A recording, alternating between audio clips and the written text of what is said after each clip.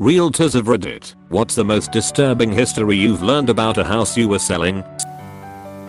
The lady next door to me died and wasn't found until she was more liquid than solid on her living room carpet. The family couldn't pay something about back taxes or something, and the house went to HUD to auction. HUD paid for some cleanup, but not to replace the carpet, only steam clean it. So it finally sold, and was talking to the guy who was flipping it. Before I could mention the death, he asked if the house had a water leak under the foundation, because when they ripped up the carpet and pad to put down the lament floor, it was really dirty and got all over them and their clothes. Told him what happened and how HUD went cheap on what to fix before the auction. He got green as a pea and started puking right there on his side of the fence. Fucking hell! Exclamation mark. Exclamation mark. She liquefied and they only steam cleaned the carpet? Exclamation mark. Don't leave grannies in the sun too long or they melt.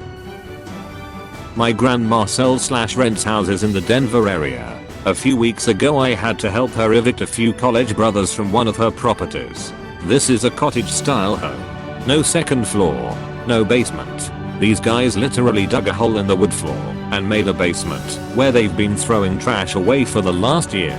Like it's a living room with a TV and a couple armchairs and a giant hole in the ground filled with ice cream wrappers, pizza boxes, and cigarette butts. That seems like 1000x more effort than just taking the ducking garbage out. LMAO, you know, taking out the garbage is a real pain in the ass. I'm going to perform backbreaking manual labor inside my house to avoid walking 20 feet to the street with a small bag of trash.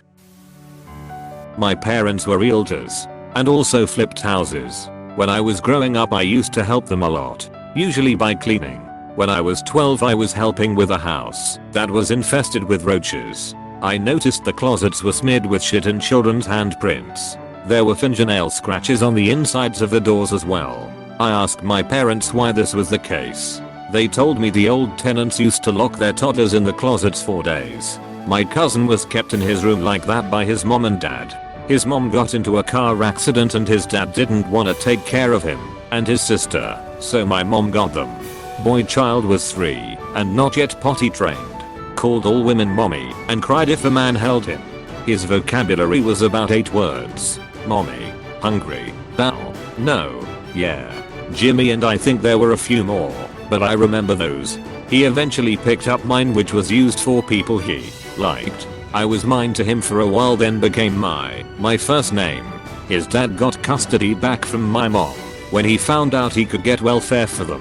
Boy child and girl child both screamed and reached for me when they were being taken back, and I think I'll never forget that feeling. That's heartbreaking. I'm so sorry for everyone involved. Do you know how they are doing now? How about the one I bought? A kid drowned in the pool. So far every person that I have met asks me, you know what happened there, right? People are nosy. My mother passed away in my childhood home, which my dad eventually sold. Years later, my brother was picking up the youth group kids, and one teen got in and said our house is haunted. Years ago, a lady died in there. Apostrophe. My brother looked her dead in the eye and said she was my mom actually. Poor kid burst into tears immediately. My brother has such a horribly dry sense of humor. Ha. Got a good deal on an old apartment cause a lady was beaten to death next door. It was an old house converted into separate units. When I was looking for my last house, I went with my wife and realtor to look at several houses. We went to look at one house in particular because it didn't seem like the price they were asking for could be real. Huge house sitting on tons of land without buildings. Going for millions under market value. We got there, and the realtor said, oh, I should mention, a serial killer lived here, and when he was put away cops found 11 bodies on the property. Source link. Wikipedia. org/wiki/herb_bormester. Oh. Well, that'll do it. I think owning this house would make me perpetually afraid of coming across a 12th body digging a vegetable patch or something. Yeah. But you'd have the perfect alibi for that dead body buried in the backyard. Yes, Mr. Police Officer. We bought this house from a serial killer. I guess they forgot one body. Oopsie. Don't know how my wife got there at all. Apostrophe. Not that I was buying, but one I was visiting. I went to visit my sister in California, and once I flew and I wanted to shower. Well, I took a long enough shower that the mirror was all steamy when I got out, except one tiny dot in the middle of the mirror. My immediate thought process was, oh weird.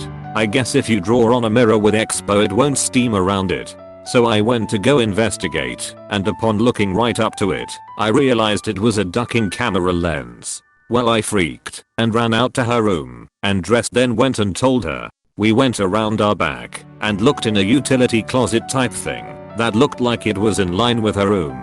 Sure enough, the drywall had been cut away and repatched at some point.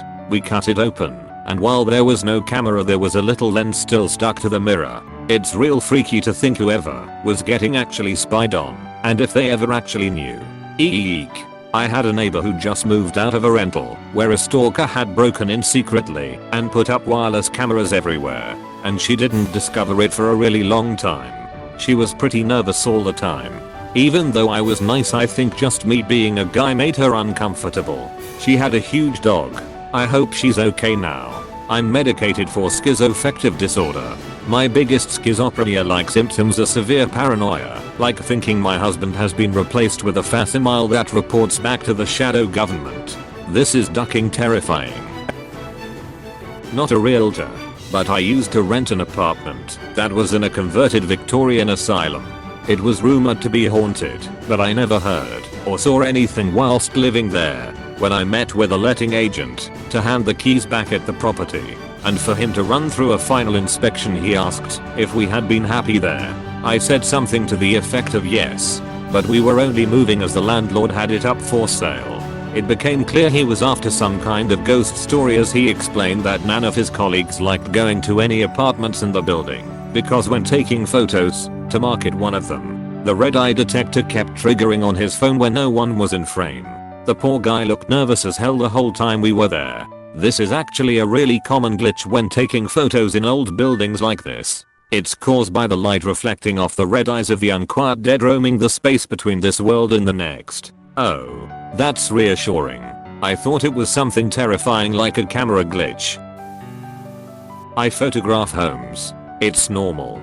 People die in homes. I photographed a few homes where the reason for sale was a recent suicide in the home. I photographed a new home that the builder killed himself in the garage just before the project was complete. The weirdest one was mostly very creepy and suspicious. I photographed a billionaire's compound where the guy had an absurd fascination with flesh. There were well over 50 heads mounted on walls, from water buffalo to elephant. 5 to 10 large cats. Stuffed. Chandeliers made from the feathers of rare birds. Stools made from elephant feet/legs. They were hairy. Paintings and abstract photos of oily skin. Veiny muscles of humans and animals, etc, etc. I looked for his kill room, but I never found it. In general, I find billionaires don't behave like normal people, but this one was particularly weird. Did you see his vest? Made from real gorilla chest. Or his loafers made from gophers? They're the best. Not a realtor. I think we would say estate agent here. The flat opposite my house was occupied for a couple of years by a lovely young man. Long hair. Goth clothing may not be the right word, but duck it. I'm old. Super polite if a bit reserved. He hanged himself in the flat one day. I only found out afterwards that he had had a liver transplant some years before and was worried his new liver was failing. I wish I could have helped him. I used to see him at my doctor's surgery. I had a new and sickly baby and was there a lot. So was he, but we just said hi, how are you, etc. So sad for him. The flat has been occupied since by a succession of young couples. I've never said a word in case it troubles them, but I've tried harder since to let them know I'm there if they ever need a friend. Being young and just starting out can be lonely. That there was a secret passageway and stairs between bedrooms on the second and third floors that no one now could find. But it was there, well hidden. My aunt is a realtor and was selling a house that a lady owned, but was renting out to her college-age son and a few of his friends. When they went to do the first walkthrough, so my aunt could take pictures and such, it was apparent the lady hadn't been in the house in ages. Every single room had a TV, a chair, a box of Kleenex, and a bottle of lotion. They were literally just jacking it with each other all over the house all the time. The lady was so embarrassed. Here's another one. This isn't as much house history as it is owner history. Apostrophe. An attorney I know calls me up and tells me she has a client in Canada. The client's uncle passed away and left her everything. Since she lives out of the country and just wants the money out of everything, she wants a realtor who will also do an estate sale. I agree to do it. I work it all out with the niece through the attorney, and the niece says, "There's a strong box in the house. When you find it, do not open it. Just mail it to me." I never found the strong box, and trust me, I looked for it. She even claimed to know exactly where it was. There was nothing there. Anyway, the main floor is 1960 chic. The basement is set up as a doctor's office. There's a lab, exam room, examining table, instruments, etc. I asked the attorney what the deal was with this guy, and it was an amazing story. So, he was 96 when he died, and he was still practicing medicine. He'd make house calls and still drove. He was German, and was born in Germany. Apparently, he was a brilliant scientist, and was recruited by the Nazis around WWII. When he was faced with some horrible tasks, he ran. Apparently, he never told anyone what exactly he was asked to do, or what he actually did, but would only say that he couldn't do what was asked of him. Close bracket. Since he made a bit of a scene, probably because he didn't think anything would happen to him. The Nazis had already arrived at his house before he did. He went in and was asked to return. He refused. He was beaten and still refused. He was carted off and put in a prison camp where he was beaten daily and told to return to his job. He finally came up with a plan to escape and agreed to go back to his job under heavy supervision. His plan included having his wife and children ready to leave as soon as he returned home. He was told he'd have 3 weeks to recuperate. He got home, and they formulated their escape from the house, which had guards posted inside and out. They set the house on fire as a distraction and ran. He was the first out. His wife and kids were behind him. A guard jumped out and egged his wife. The kids stopped and stayed with Mom. He turned to run back, but the guard started shooting at him. He was shot in the back and in the arm. He ran off and met some friends, hoping to find a way to get back to his family. Over the next week, he smuggled himself back to his neighborhood and was hiding with friends. Sirens went off and everyone ran to the windows. A flatbed truck was driving up and down the street with his wife and children on the back. A loudspeaker was saying that they were looking for him, and if anyone knew where he was, to turn him in so he could be reunited with his family. His friends kept him hidden and told him not to go because they'd kill him. This happened for a couple days, and on the last day, they basically said he had to surrender or they'd kill his family. He was instructed to go to his home. Hours later, he could see his home from where he was. They announced one last time for him to surrender, and he was going to. His friends tackled him and held him down. Then, the shots rang out, and when he got back to the window, his entire family was dead in front of his burned out house. He stayed hidden for a few weeks and then decided to leave the country. He met up with a couple other refugees, and they made their way out of Germany on foot at night. For months, they walked and hid until they got to Spain or Portugal.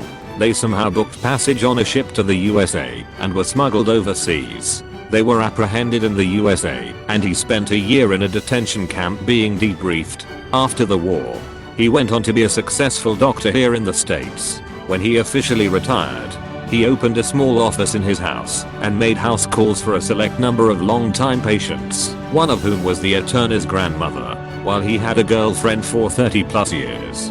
He never remarried, and he outlived her. They never lived together because he had night terrors and was extremely violent in his sleep. She couldn't even stay in another room because he'd be screaming all night long. He was a fascinating guy, but it's such a sad story. That's insane. Thanks for taking the time to share his story. Failed to sell a townhouse built in the 1800s last year. Two separate buyers said they could still feel the previous owners in the house, and that's what put them off making an offer. Spooky as both sets of buyers use the specific phrase that they feel whatever is still a presence there. But seriously, I've been in 100 spooky houses with gruesome backstories and have only got the serious creeps in 2 or 3 over my whole career. My husband and I didn't buy this house we wanted because one room was evil. We tried to convince ourselves otherwise. But when we saw it a second time, because it really was a great deal with an apartment on site, which would have paid the mortgage, his mother freaked out in the exact same room for the same reason even though we hadn't mentioned it at all and tried to convince her it was nothing. So I went upstairs with a camera and I saw the scariest thing I've ever seen. A bunch of glowing orbs moving in a circle in that room. I took a photo, but only one showed up. Possibly because there was only one. And it was moving so fast my eyes perceived it as being more. I have tried to find out what it could have been. But found nothing out of the ordinary. It sold a little, while later for very cheap. I'll always wonder what was in that room. Because it was one of the creepiest things I've ever witnessed in person. We wound up paying $20,000 more for the same amount of house with a bit more yard, but no apartment to rent out. But this house didn't feel like it didn't want us in it. Not a realtor. But when the sold sign went up on our last house, a neighbor came over and said, "Now you're moving out. Would you like to know about your house's history?" Turned out the previous owner was a heroin dealer who allowed his customers to shoot up in the living room. Explains the brown arcs all over the walls when we stripped the wallpaper. He also used to pimp his wife out from an upstairs room, our then bedroom. Lovely. Edit. Color. As many of you have quite rightly pointed out, blood dries brown not red. If it had still been red, the giveaway probably would have been the users legging it out the back when we moved in. I've been doing this job for a while now. The thing that scares me most is how often I find the locks reversed on bedroom/basement doors. There's lots of shitty parents out there. Not a realtor, just a buyer. And not really disturbing. Just moderately amusing. Just days after closing on my house, a friend of mine who was helping me move in told me he had been in my house many times. Turns out, his childhood babysitter had lived there. Then he tells me he wants to show me something in the backyard. And he leads me to a specific fence post on which he had drawn a penis as a kid. I do wonder if he had actually drawn it that day while I wasn't watching. Something similar happened to me. My grandmother lived in Chicago and needed to sell her house. She actually sold it to my husband's father when my husband was about 3. They ended up moving to Hammond around the time he was 15. Roughly about the time I met him. My husband and my mother grew up in the same house and didn't find out about it until about 4 years ago. Small world. In Seattle there was a house just up the block from my work. This was probably around 2007/08 or so. There was a zombie themed rave and said house became the after party. Most of the club kids knew each other and the ages ranged from like 16 to 21. Unfortunately they invited this loner dude who came over and started unloading a shotgun around 6:30-7 in the morning. Kids dressed like zombies were pouring out of the house, jumping over fences, into the street, into the backyard. Nobody knew who was actually wounded and who wasn't because everybody looked ducked up due to their costume. I think like 6 to 7 died. It was totally ducked and has always stuck with me. Probably because it was in my neighborhood in which I lived and worked. Eventually the house went up for sale, and I always wondered how much the prospective buyers knew about what happened there. Houses in Seattle don't stay long on the market, so it had a lot of real estate agents and buyers coming and going. I also wondered if there was a little discount considering its history. Not a realtor, have taken the course twice, just never took the test, but I've been in the residential property management industry for 14 years and have managed/leased thousands of apartments and single family houses. A historic building I used to lease apartments for was formerly an insane asylum, and prior to that was a hospital. The building itself is on the National Historical Registry. Thankfully I never had a bad experience here except for one unsettling thing in a stairwell. But I did meet people over the years with stories. Anyways, certain things are required for historical landmarks and restoration tax credits in this particular city, so in many of the apartments had to maintain certain features of the original design/architecture, like the mold tile was still on the walls and floors. The thing that creeped me out was the basement. Even after 50 plus years, on most days you could catch a whiff of formaldehyde. Some days were more pungent and distinct than others. Of course, being the basement, it also had the addition of that musty basement smell. Since this was once a hospital, obviously it had a morgue. There are a handful of apartments in the basement, and the original tile on the floor marked where the morgue actually started.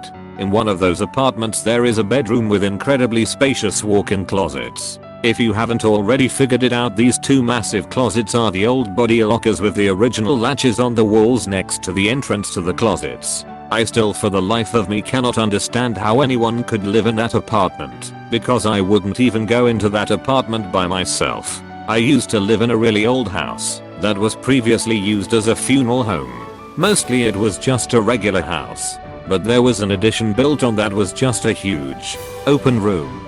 Right off of that, there was the embalming room.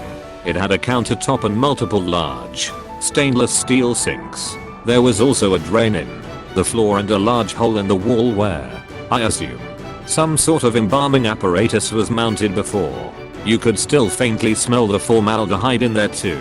But it was used more recently. Apparently, the house was also used as a hospital at some point in its history. Edit. I've put an update at the bottom.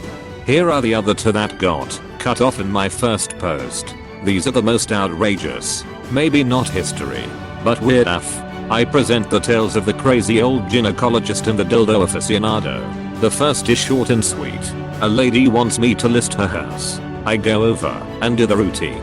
As I go to the bedroom closet, she yells, "Oh no, don't go in there. It's a horrible mess. It's a walk-in closet. But please don't go in there. It's such a mess and I'm embarrassed." She went on about it way too long for it to be just a mess. Apostrophe. I leave it alone and that's that. House gets listed, and 2 weeks later, I offer to do an open house. The lady has started packing already because I already helped her find a new house. She leaves. I get the open house going, and a nice couple comes in.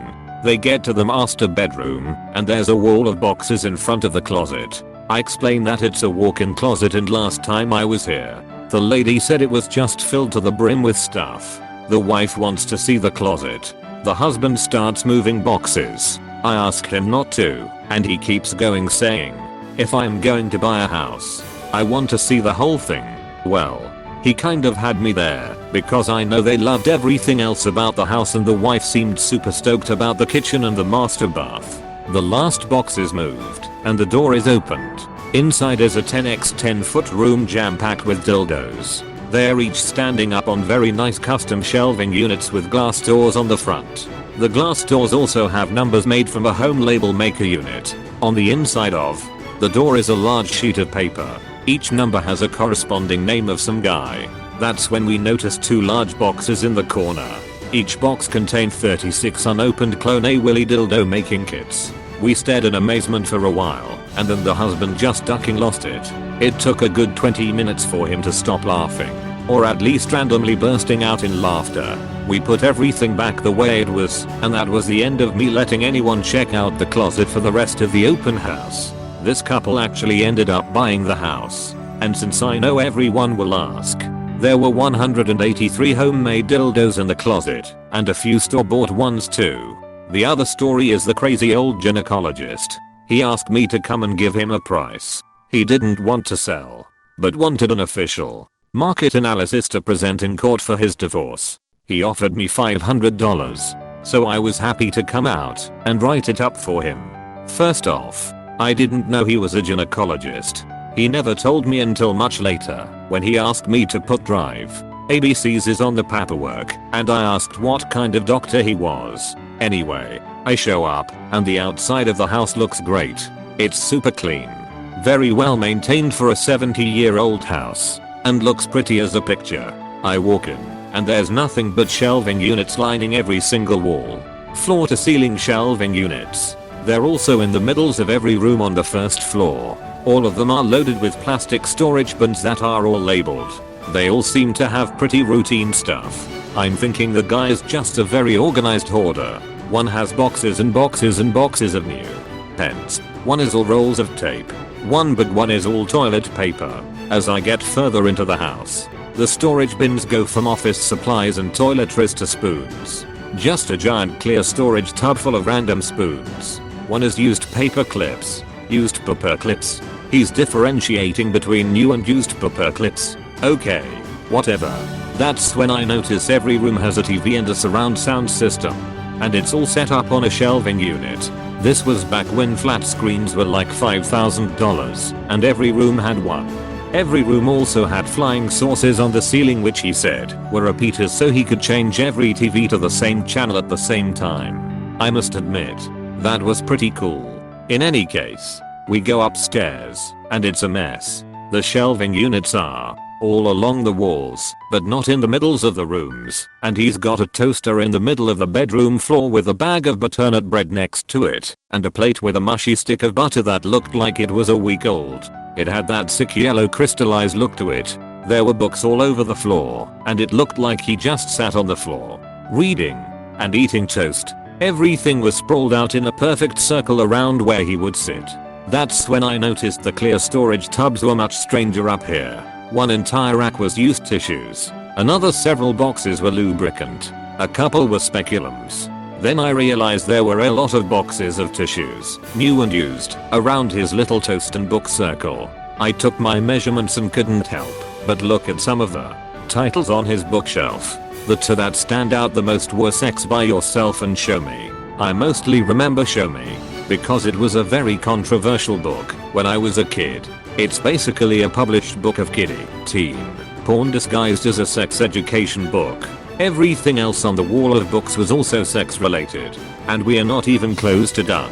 I walk into this other bedroom and realize how dark it is. He's got tinfoil taped in the windows to black out the room. It's filled with computers on a giant custom built horseshoe desk. If I recall, there were 8 or 9 screens wrapping around the room, in addition to the 2 big flat screen TVs. As I measured the room, I noticed more used tissues and several boxes of new tissues. The screensavers were all showing slideshows of either nude women or women in bathing suits. I say nothing, and we move on. And here's where it gets weird. Oh, you thought that was weird? Hold on to your hat. He takes me to the basement. It's a sex dungeon. Not some flashy sexy dungeon erotica either. This is dark, dank, and musty. 2 cages into corners. Some kind of crucifixion cross with restraints. Some weird table with restraints. A wall full of whips and chains and needles. One was a spanking paddle that had tacks sticking out of it. Sex swings of varying sorts hanging from the rafters. A wooden trough filled with what I hope was water. There was also a coffin, a rack, an Iron Maiden, and stocks, like the medieval head and hands town square punishment device. Every wall, support, and piece of furniture had some kind of restraints on it, and he walked me through, as if nothing was strange about this. And the coup de grace, he shows me the utility room and then shows me his secret room, where the door was disguised as paneling on the back wall of the laundry room. Inside looked like a rape room out of a ducking horror movie. A giant shelving unit filled with VHS tapes was along one wall. A computer desk with a computer and old school video editing machines, I assume. Boxes of his favorite tissues all over the editing station. Then there was a brass bed with restraints. There were no sheets on the bed, and it was horribly stained with God only knows what, not blood. Though, I probably would have called the cops if I saw blood on it. There was a mirror above the bed with a microphone dangling, and 2 VHS cameras on tripods, trained right on the bed. This guy acted like this was all totally normal. He was like, oh, and here's a secret room. I like to come down here to relax. It's just so quiet down here, and it feels so safe because it's just hidden away from the rest of the house. If someone ever breaks in, I'd come down here, and they'd never even know to look here. No mention whatsoever that the obvious use of this room is to rape, screw, masturbate, murder. I have no ducking clue. I collected my $500 and got the duck out of there as fast as I could. No one believed me back at the office, and you know what? I don't blame them either. I wouldn't have believed it myself if I'd heard it from someone else. I have no idea what happened to that guy. I'm guessing he's dead now since he was, here's the kicker, probably about 75 to 80 years old, and this was about 15 years ago. His age and frailty, in addition to my morbid curiosity, was probably the only reason I didn't take off immediately. I remember thinking in my head, keep your guard up. You're gonna duck up this old man. If you have to. That's one terrifying visit I'll never forget. It's also the only time I didn't shake a customer's hand as I was leaving. My hand still tingles when I think about the introductory handshake and all those clear tubs filled with used tissues. Edit/update. So, I got all Sherlock Holmes on this one and decided to delve a little deeper into what happened to this guy in the house. I got on the MLS and looked into the tax record to see what the history of the house was. This incident happened in 1999, and from the recording of deeds, here's what I was able to piece together. My guess is that he inherited the house in 1994 because the previous owner was a woman with the same last name, but not the same first name as his wife. He and the wife got a divorce in 2003. There's a quitclaim deed from him to her, so that means the wife got the house and he moved out. This was when the market was starting its boom. So she listed it in 2003 and sold it for $350,000 in early 2004. She made a killing. Had she waited another 2 to 3 years, she probably could have gotten $485,000. Close bracket. The new owners tried to sell back in December of 2015, but took it off the market in March of 2016 and decided to stay. The house looks very nice from the outside picture in the MLS, so I bet the wife and subsequent owners did a lot of work to make it a lovely little home. I'll try to post a picture shortly. Link imga.com/nruf9 jpg. Holy shit. The dildo one is hilarious. I'm just imagining this lady having one night stands and being like, you know what I think is really hot? Letting me take a mold of your dick. Apostrophe. Old man is so ducking creepy. I hate it, but can't help wondering what he could have been capable of when he was younger. Not a realtor. Happened to some friends who bought a property. Very old site. About 300 years old, which had been part of a convent. The living room of the nuns exactly. The aforementioned place had been refurbished as small apartments/houses about 50 years ago. They went to live there and there was some maintenance given to certain places of the property. The common areas, there was a wall which was slightly wider than the others. They began to give maintenance to that wall, but the outer layer fell apart due to the rain and age. While trying to fix that, they found dozens of skeletons of babies. Very little babies and very old little skeletons. Well, authorities and historians came and went by, and they came to the conclusion that the nuns tossed their babies there right after giving birth to them. Lord knows if they were alive or dead by then. Note, not unheard of. Old religious orders were very strict about that, and there were even more gruesome policies regarding nuns' pregnancies. Edit, grammar. Not a realtor, but I have a friend who recently bought a house. She has lived in it for a year and went up in the attic for the first time to check on a leak. In the dark she could see some kind painting hung up on the wall. She went to check it out and found a large commissioned painting of Jesus giving the previous owner of the house a hand job. This is in a very Mormon area, a block away from a Mormon temple. Classic not a realtor, but intro. The house 2 doors down from ours was for sale in mid-July and the realtor was showing it to a prospective buyer when this happened. A couple of kids set off leftover fireworks at the bottom of the slope past the development. This being California in summer, the entire hillside of dried grasses caught fire immediately. Now you don't see much of these anymore because the construction material got outlawed. But cedar shake roofs were fashionable for a while. Our development got grandfathered in. So everyone on the last street in the block grabbed a garden hose, collectively put out the fire, and hosed down the rooftops. Except for the realtor, who turned around garden hose in hand to see the roof already on fire of the house he was showing. It was too high and too far along to put out with garden hoses, so by the time the fire truck arrived the entire second floor was a loss. A local contractor got a lot of business in the months that followed replacing our neighborhood's cedar roofs. What happened to the kids? The kids escaped during the confusion. There was a stream at the bottom of that slope with a row of cottonwood trees where they could hide. The kids probably sneaked north around the hill and returned through a different street. At a moment like that, your first priority is making sure your own house doesn't burn. If you have any sense. There were still a few sparks rising from the hillside. The people who didn't have sense were watching the house fire. We all heard the firecrackers. Rumors were that a pair of neighborhood boys caused the fire, but nobody could ID them. Well, not me, but a house that my parents own. My father was speaking with the previous owner about anything he needs to know about the house. The previous owner starts mentioning that a man who lived in the house as a tenant was brutally shot and only made it to the backyard before he had dies from loss of blood. This house is located in a very bad area of our city, so shootings are not at all uncommon. Fast forward a few years, and we find out that one of the people living in our house was selling drugs. The drug dealer is eventually arrested in that house, leaving his wife, mother-in-law, and daughter in the house.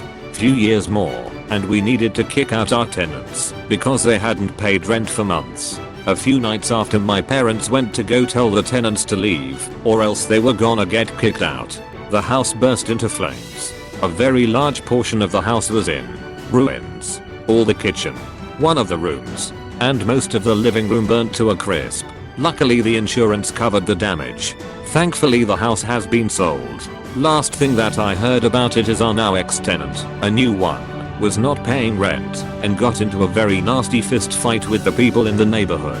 He got into the house completely covered in blood and bruises. They had to call the ambulance to save the guy too. A small word of advice, people. If you are going to buy a house, always take location into account. Sometimes buying a house in a dangerous neighborhood for a cheaper price can prove to be a big mistake.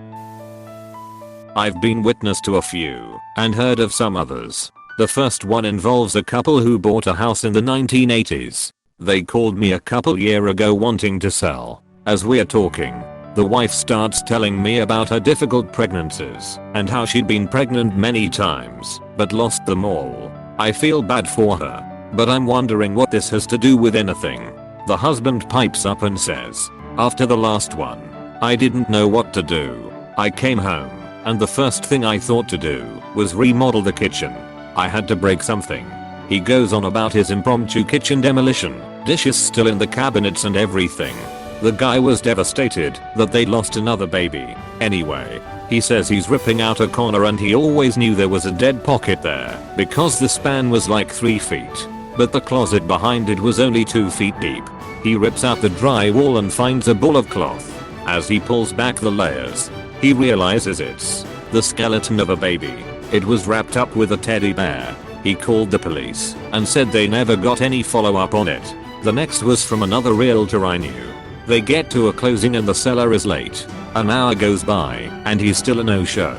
The agent is calling and getting no answer. She knew the seller's nephew who let her in once or something. So she calls him. He drives over to check on his uncle.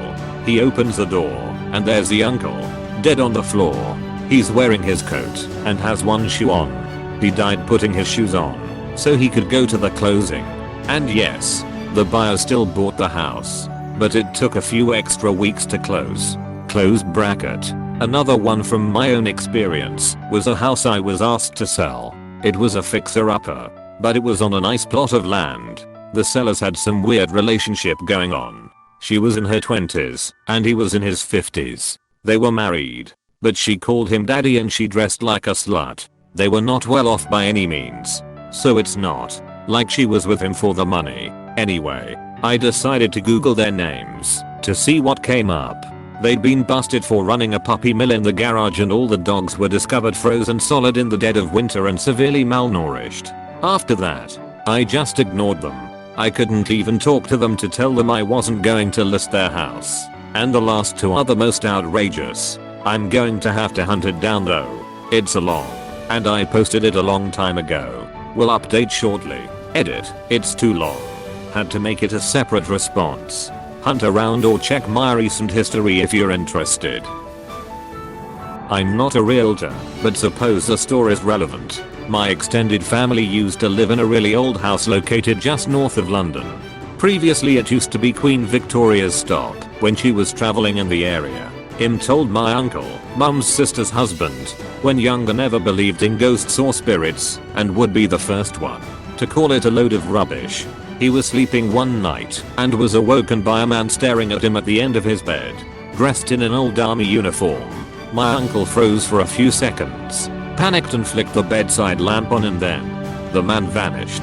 He refused to sleep in that room from that night onwards. We later found out that the man was a previous owner who had returned from war to find his wife having an affair. He was so furious that his wife reported to have told her he would do the worst thing possible to get back at her. He took his twin sons, toddlers at the time, went to the back of the garden where there was a forest and shot them both dead before killing himself. The funny thing is that, since my family bought the property, my uncle had twin sons. My mum had twin sons, and my uncle's brother, who is also a part owner of the property, had twin sons. The weirder part is that my brothers and my uncle/auntie's kids were playing near the forest when they were in their early teens and kept on saying they heard boys laughing but couldn't see anybody there, not knowing the house's history.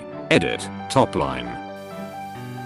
I work in property management on the rental side and would frequently do post-move out walks to assess damages from previous renters and make ready lists for new ones. There was a house on my list that had been vacant for a while in a semi-seedy area. Not a huge deal by any means, as it's the middle of the day. I go to the front door and it was stuck shut.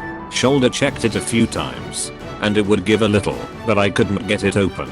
Like furniture or something was barring the way. So I walk around back and completely ignore he broken storm door hoops leading up to the other entry. The second I open the door, I notice 3 guys standing in the living room around a table. One conveniently had a gun pointed directly at me. I apologized and politely let myself out. No more than 10 seconds after I get into my car, our maintenance calls warning me that the property has been broken into half a dozen times already and I shouldn't go in alone. Wasn't the worst I've seen, but certainly the scariest. Property inspection turned up a dead body in the attic. It was a suicide. Someone hung themselves. Homeowner thought her husband had left her years ago. I guess he did. Please click subscribe if you enjoyed this video.